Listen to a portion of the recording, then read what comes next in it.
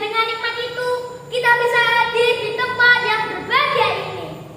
Sholawat dan salam semoga tercurahkan kepada junjungan kita, Nabi besar Muhammad Sallallahu Alaihi Wasallam, yang telah membawa kita dari zaman kebodohan menuju zaman yang terang benderang. Hadirin rahimakumullah, izinkan saya mengajak diri saya pribadi dan jamaah sekalian untuk sejenak merenung. Seberapa dekat sebenarnya kita dengan Al-Quran? Kita hidup di zaman yang serba cepat. Bangun tidur yang pertama dicari bukan mushaf, tapi handphone.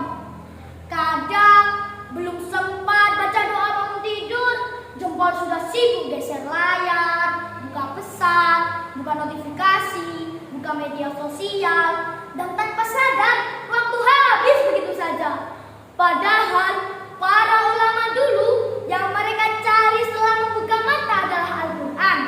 Mereka menenangkan diri dengan kalimat Allah, bukan dengan kabar dunia. Dan wahyu yang pertama Allah turunkan adalah perintah membaca. Iqra bismi rabbikal ladzi khalaq. Artinya, bacalah dengan menyebut nama Tuhanmu yang menciptakan.